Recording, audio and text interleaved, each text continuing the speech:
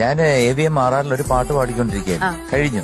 കഴിഞ്ഞ് അപ്പൊ ഗിരീഷ് പുത്തഞ്ചേരി എൻ്റെ ഉണ്ട്. ഞങ്ങൾ നേരെ ഒരു ഓട്ടോറിക്ഷ പിടിച്ച് നേരെ ഞങ്ങളുടെ ഫ്ളാറ്റിൽ പോവാം, പോയി കലാപരിപാടികളൊക്കെ തുടങ്ങാം, ഫുഡൊക്കെ കഴിക്കാം എന്നൊക്കെ പറഞ്ഞ് ഞങ്ങൾ പോകുമ്പം പുള്ളി വന്നു. അയ്യോ ഞാൻ ഒരെണ്ണം വിട്ടുപോയി. അപ്പൊ പുള്ളി മുറുക്കിയിട്ടുണ്ടല്ലോ, ഞാൻ ഒന്ന് വിട്ടുപോയാ AR റഹ്മാൻ സാറിന്റെ അവിടെ നിന്ന് കയറി. ഞാൻ പറഞ്ഞേ അതെന്തേ അവിടെ ഒരു 8 പേര് എഴുതി കൊടുക്കാൻ പറഞ്ഞു.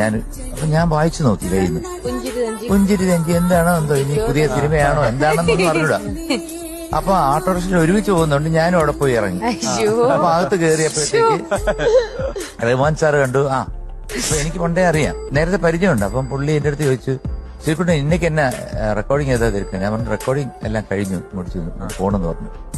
ശരി, നിങ്ങൾക്ക് ഇങ്ങനെ ഒരു 1 o'clock വരെ മുടിയുമോന്ന് ചോദിച്ചു രാത്രി. ഞാൻ 1 മണിക്ക് എന്തോന്നാ മനസ്സിലായില്ല. എന്നെ വല്ല ആക്കുകയാണോന്നൊക്കെ വരും. ഞാൻ വെച്ച് എന്തായാലും പോവാന്ന് വെച്ചപ്പോ അപ്പൊ ഗിരീഷിന്റെ അടുത്ത് ഞാൻ ചോദിച്ചത് എന്തോന്ന്. ഗിരീഷ് പറഞ്ഞു എനിക്ക് അറിഞ്ഞൂടാ, ഇങ്ങനെ ഒരെണ്ണം എഴുതി തരാൻ പറഞ്ഞു. ഒരു ബീറ്റ് ഇട്ട് തന്നു, അങ്ങനെ എഴുതി തന്നു. പിന്നെ 1 മണിക്ക് ഞാൻ അവിടെ ചെന്ന് നോക്കിയപ്പോ ഉണ്ട് അവിടെ സകലമാന അൽക്കാജ്നി എന്ന് വേണ്ട എല്ലാ പാട്ടുകാരും ഉണ്ട്.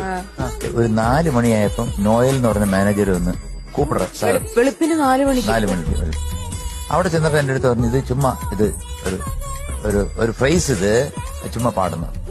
അങ്ങനെ ഞാനൊന്ന് പാടി, അതിന്റെ കൗണ്ടർ പാടി, ഇതൊക്കെ പാടി 4:45 ഒരു 3/4 മണിക്കൂറേ എടുത്തുള്ളൂ. ഇത് കഴിഞ്ഞപ്പോ ഓക്കെ താങ്ക് യു എന്നാണ്. വെളിയിൽ വന്നപ്പോഴത്തേക്കും നല്ല പൈസ, കാരണം സാധാരണ കിട്ടുന്നതിനെക്കാട്ടി 3 ഇരട്ടി പൈസ. പിന്നാണ് മനസ്സിലായത് ഞാൻ ലതാജിയുടെ കൂടെ പാടിയത്. ചിന്തിക്കോ മുന്തിരി വന്ന ചുന്ദരി വാവേ